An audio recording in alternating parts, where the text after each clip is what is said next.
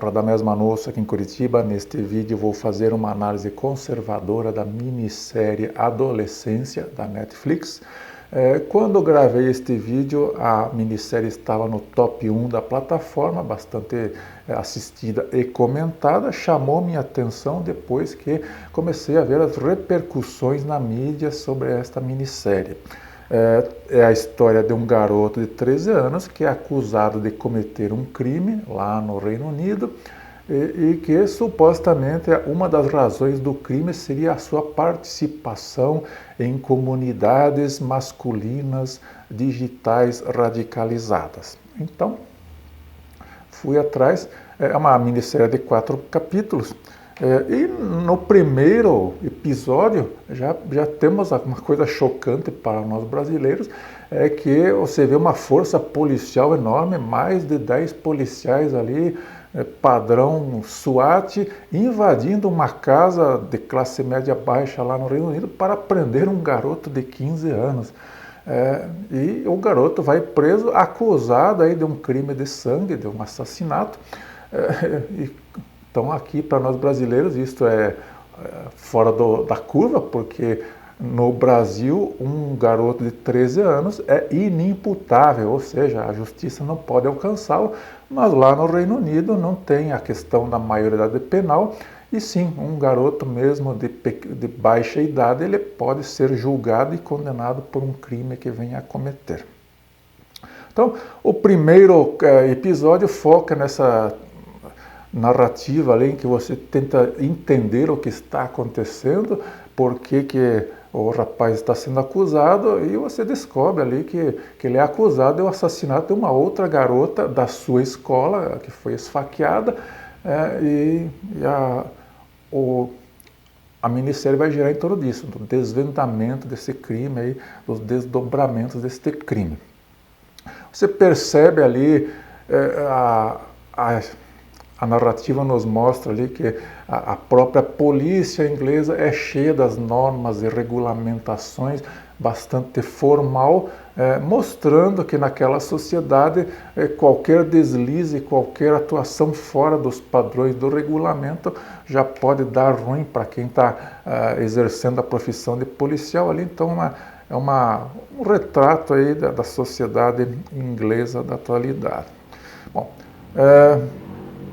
durante o capítulo já ficamos sabendo que o rapaz é o responsável pelo crime, porque as cenas são mostradas em vídeo, foram capturadas por câmeras, e na sequência o que vai ter é o desdobramento, né, de por que ele fez isso, quais foram as intenções, quais foram as razões de cometer este crime.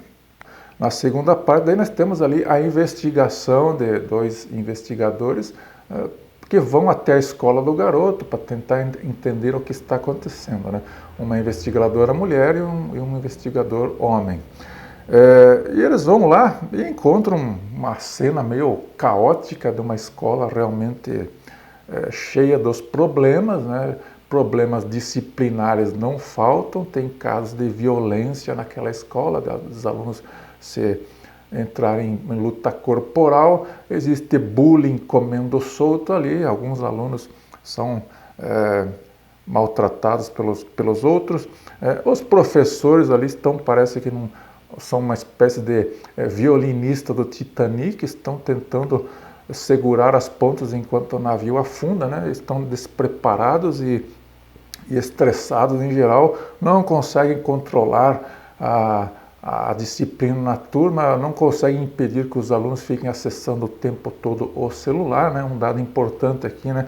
A questão dos smartphones na vida dos alunos e na vida escolar, né? Então, e também percebemos que os próprios policiais ali não entendem nada da realidade dos estudantes, estão tateando e não conseguem chegar pegar o fio da meada dessa história, para entender por que o rapaz cometeu o crime. Até que o filho do policial, que também estuda na escola, entra em campo para conversar com o pai e dar umas pistas do que pode estar acontecendo, né? O pai e filho ali não têm boa relação, não vivem na mesma casa, famílias aí desmontadas, mas ele dá as dicas, porque o filho do policial também sofre bullying, né? E o rapaz que cometeu o crime também sofria bullying. E a pista que é dada é que este rapaz aí, que é o acusado, participava de comunidades masculinas, e ali são citadas ali algumas palavras soltas ao acaso, Matrix, a regra de Pareto, que define a atração dos relacionamentos, pílula vermelha, coisas que circulam aí nas comunidades masculinas digitais.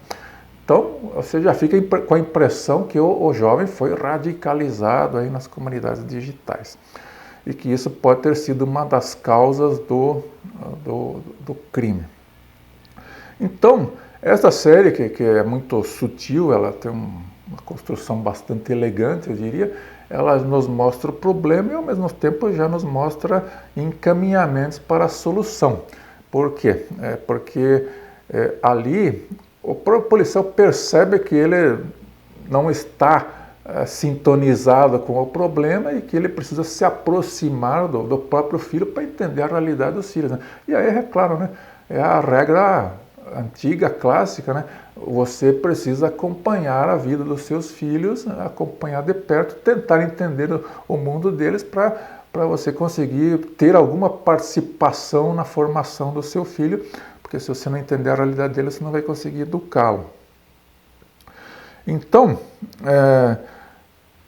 ali já está uma espécie de um encaminhamento que a própria série sugere para a solução desses problemas da juventude, de uso abusivo de redes sociais, indisciplina nas escolas, falta de presença dos pais na educação dos filhos, uma sociedade que foi muito numa direção liberal e que não impõe mais disciplina, enfim, problemas variados. E o que tem a ver comunidade masculina com essa questão? Ali você fica entendendo que o rapaz que cometeu o crime tinha interesse na garota que também estudava na mesma escola, mas que ela o rejeitou usando ali as próprias redes sociais para expor o rapaz, né?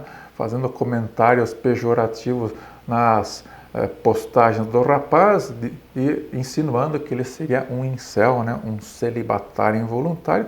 E a palavra incel nos dias de hoje é um verdadeiro xingamento pesado, principalmente para os jovens, para os rapazes que estão começando aí na vida dos relacionamentos. Então, ela o acusava de ser um celibatário involuntário, ou desprezava as suas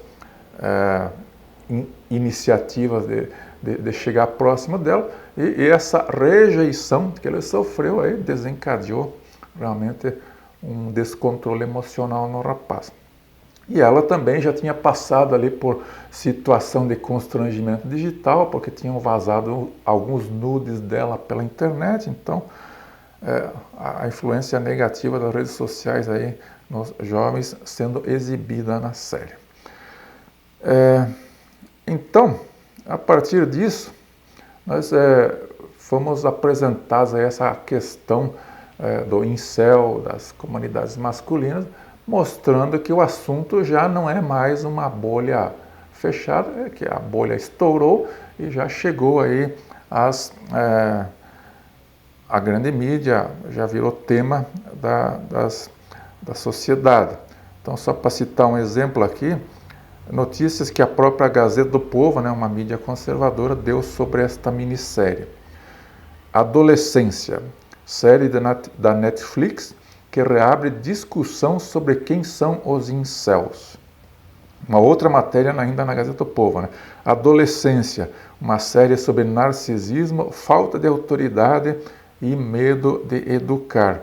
E uma terceira matéria ainda da Gazeta do Povo que pega o assunto meio de forma tangencial, né? A crise da masculinidade não pode ser resolvida por um cafetão digital, o caso Andrew Tate. Então está falando ali do influenciador digital Andrew Tate, que figura carimbada aí das discussões masculinas, principalmente lá no hemisfério norte.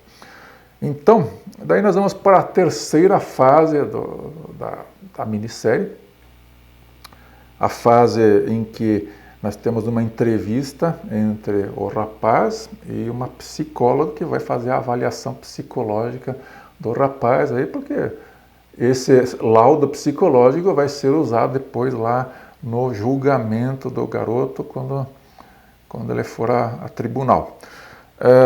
E aí talvez o episódio mais polêmico da série, porque nós temos ali uma psicóloga tentando extrair informações de um rapaz que quer se proteger, né? Então é um duelo em que nós temos um rapaz inteligente, apesar da pequena idade, né? E que se sai muito bem na parte racional do discurso, ou seja, você não consegue pegar ele ali numa argumentação racional, e você tem a psicóloga que vai por outro lado, né? Que vai para o lado da questão emocional. Então a conversa deles é um morde e assopra contínuo, uma sucessão ali de pequenas provocações, em que a psicóloga tenta, né, colocar ali algumas cascas de banana para o rapaz, aí para, através de pequenas provocações, trazer à tona realmente o que está escondido, né, quais são as motivações do rapaz para ter cometido o crime. E aí a gente vê que esta psicóloga, experiente e que sabe fazer o seu trabalho, ela parece que leu muitos livros de Michel Foucault na vida, durante a faculdade, porque aparentemente ela entende que as relações humanas são relações de poder, inclusive as relações entre um garoto e uma garota. Então, o ponto de vista dela sempre é tentar extrair do garoto se o pai dele teve alguma influência na sua formação, se o pai passou para ele alguns valores aí de masculinidade tradicional, o que ele entende por masculinidade, o que ele entende sobre garotas, qual a experiência dele com garotas, se ele gosta de garotas, tal.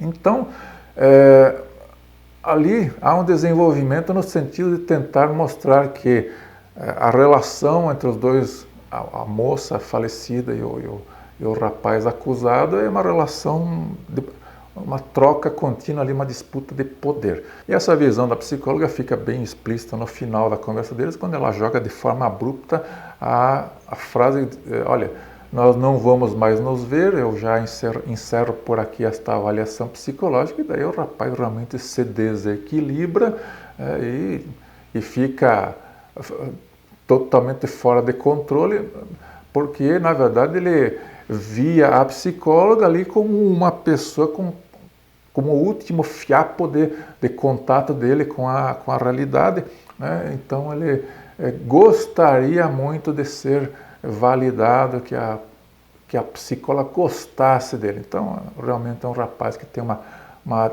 crise de autoestima muito forte, né? Ele se vê ali como uma pessoa de nível muito baixo na sociedade e que é rejeitado pelas garotas, né? Ele se vê a si mesmo como um celibatário involuntário. Então, ali está colocada a visão de um grupo da sociedade das relações homem e mulher como relações de poder. Bom, a questão masculina que é colocada aqui, a gente tem que entender que na série ela foi colocada de uma forma bastante sumária, bastante superficial, né, através de algumas palavras-chave ali, de regra de Pareto, que a maioria das mulheres se interessa por uma minoria de homens de boa aparência, e aí os incels usam esta visão aí como uma desculpa para seus fracassos amorosos, para a rejeição que eles enfrentam. Bom, vamos dizer, comunidade masculina digital hoje é um balaio de gatos, existem vários grupos fragmentados ali, é uma coisa que ainda está em formação, ainda é muito incipiente, está acontecendo agora em tempo real. furou a bolha, já é uma realidade, as pessoas vão ter que conviver com isso daqui para frente. E vamos dizer, né, são vários grupos. Tem o grupo lá dos conservadores tradicionalistas que acham que a solução para a crise da masculinidade é um retorno às velhas tradições lá de 1950. Existe o grupo desenvolvimentista que acha que os homens têm que estar sempre em desenvolvimento contínuo, indo à academia, se formando, desenvolvendo ali uma atitude estoica em relação à vida, né? Tem o grupo lá da Pílula Vermelha, que é um pessoal bastante cético e crítico, que faz uma crítica mais politizada aí à sociedade progressista, que vê que o grande problema realmente são algumas ideologias podres que tem na sociedade. Tem o pessoal lá mais da chamada Pílula Negra, que tem uma visão bastante fatalista da questão e que diz, né, quem nasce feio vai ser feio por resto da vida e não vai ter chances aí no mercado dos relacionamentos.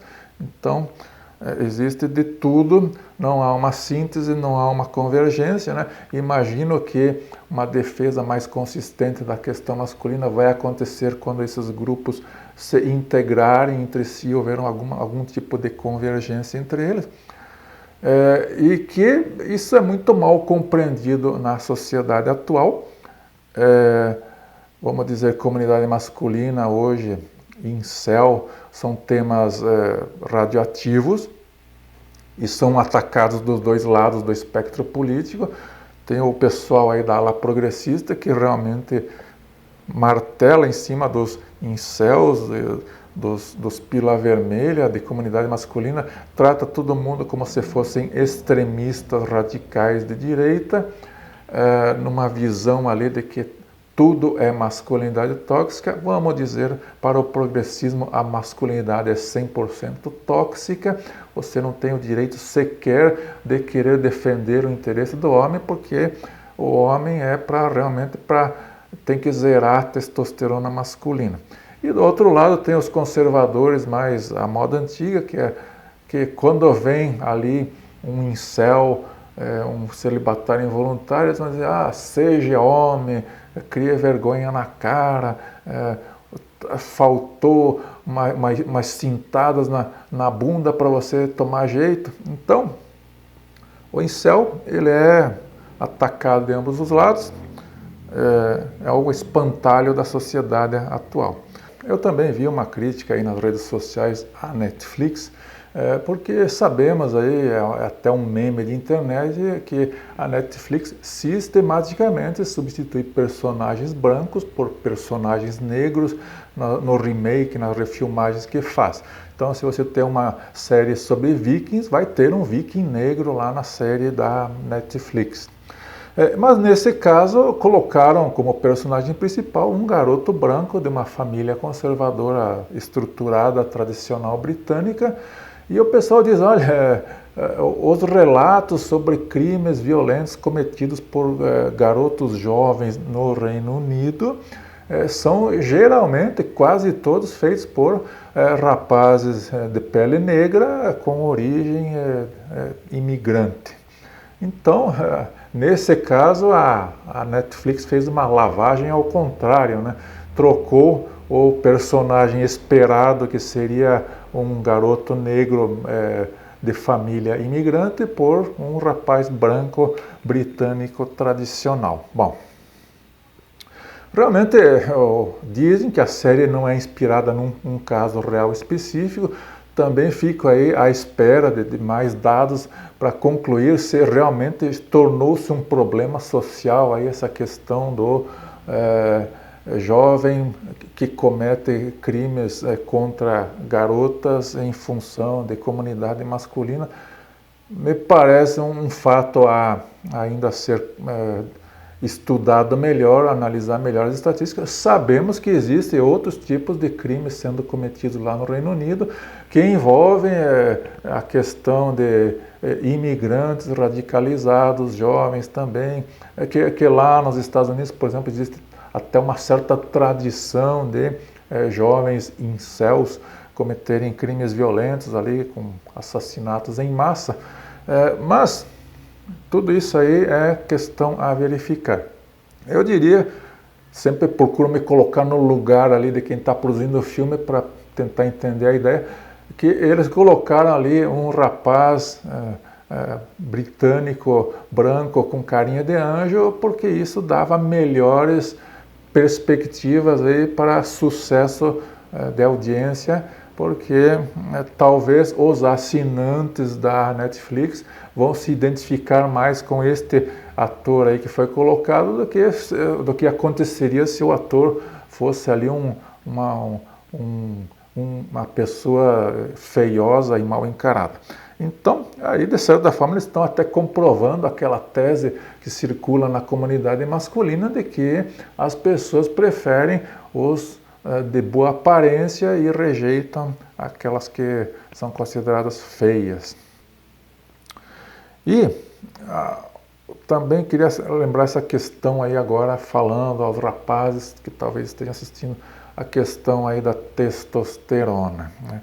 Nós vivemos em uma sociedade em que quem controla o discurso sempre tenta nos impor a ideia da sociedade zero cal, né? Zero calorias, você tem que tomar café descafeinado, zero cafeína, você tem que comer doce zero açúcar, você tem que tomar cerveja zero álcool, né? Você tem que comer hambúrguer zero carne e os homens têm que ser zero testosterona.